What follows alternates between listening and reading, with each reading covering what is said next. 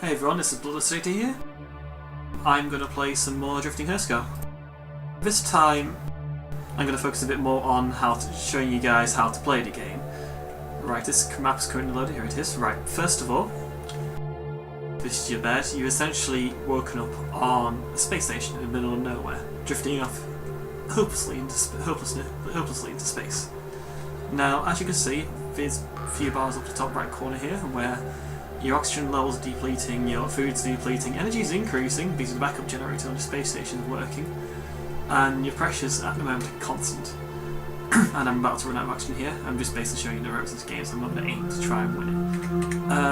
You can move around like so, and you can open up doors. Now I'm about to run out of oxygen, but if I open up these two doors here, a few bit more oxygen, the oxygen bar itself slightly replenishes itself slightly with oxygen, which is essentially there to encourage you to open some of the rooms.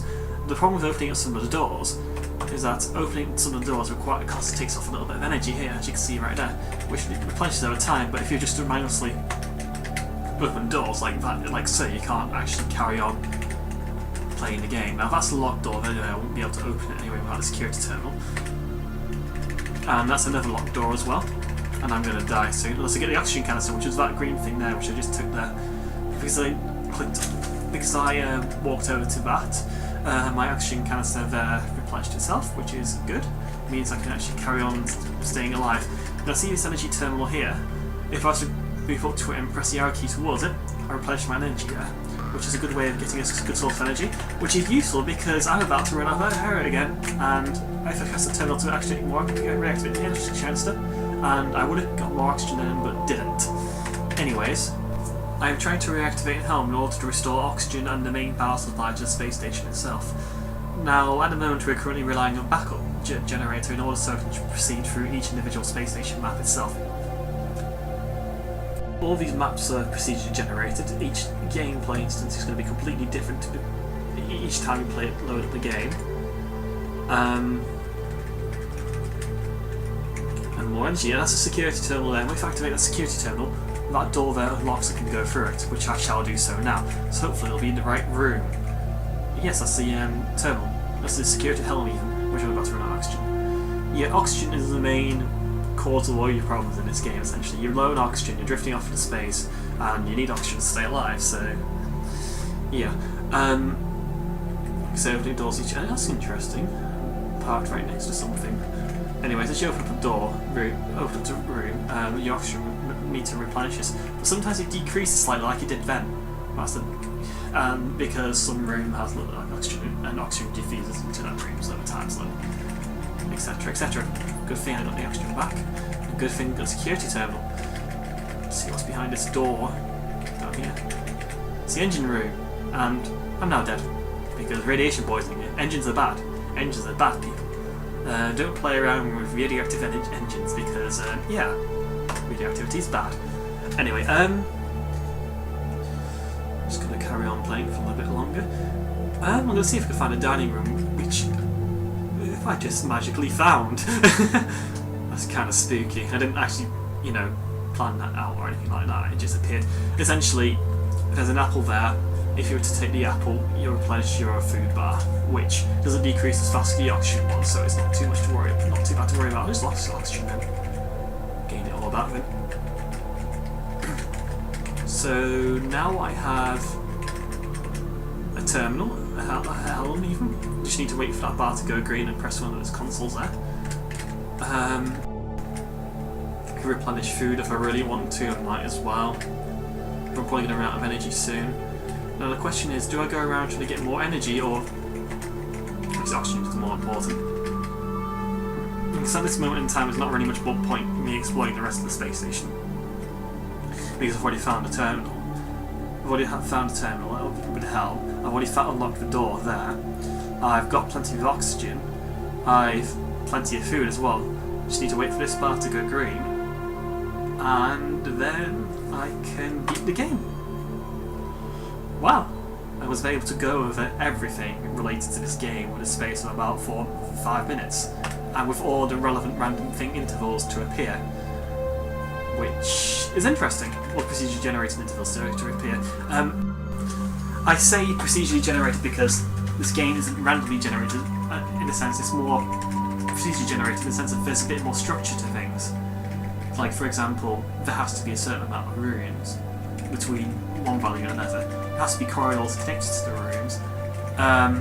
You have to be able to access the rooms. You have to be able to access the. You have to be able to get to the security terminal to unlock all the doors. You have to be able to actually get to the, physically be able to get to the end. Otherwise, there's no point really playing the game. All of the game maps that are generated in this game are made in the sense so that you can actually complete them.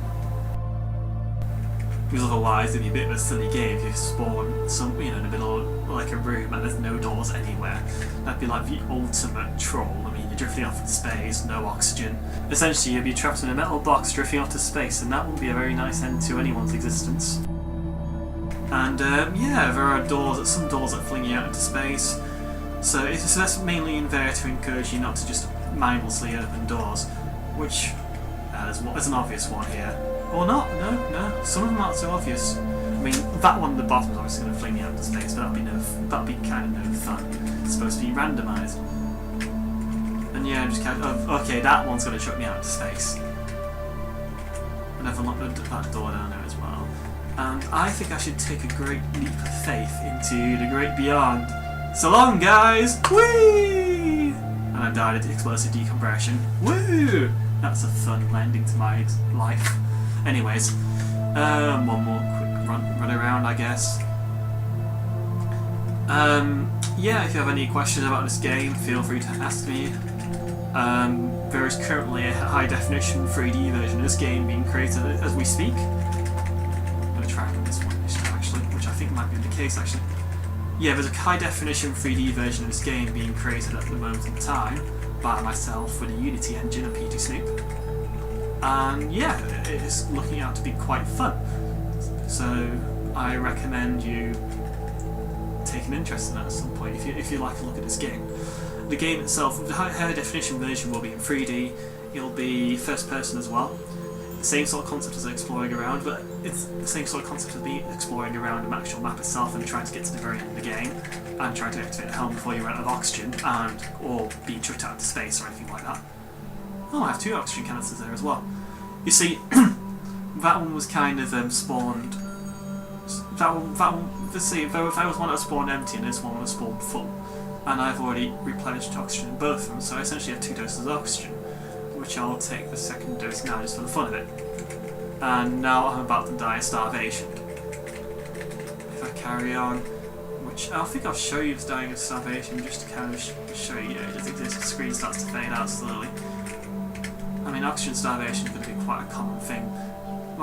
Dying of oxygen, is going to be quite a common thing, because that seems to be the thing which kills everyone in this game.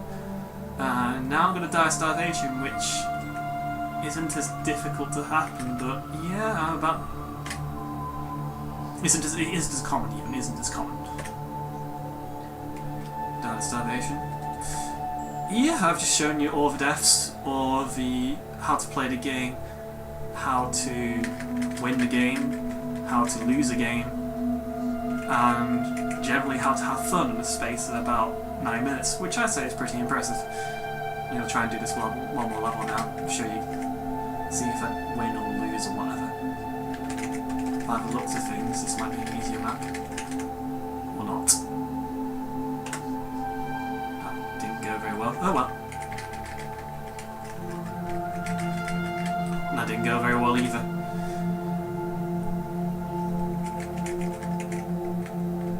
Hooray for roguelike games. And yeah, that's it for me. That's it for me, because I'm just being chucked out into space now. I'll see you around, guys, and thank you for watching.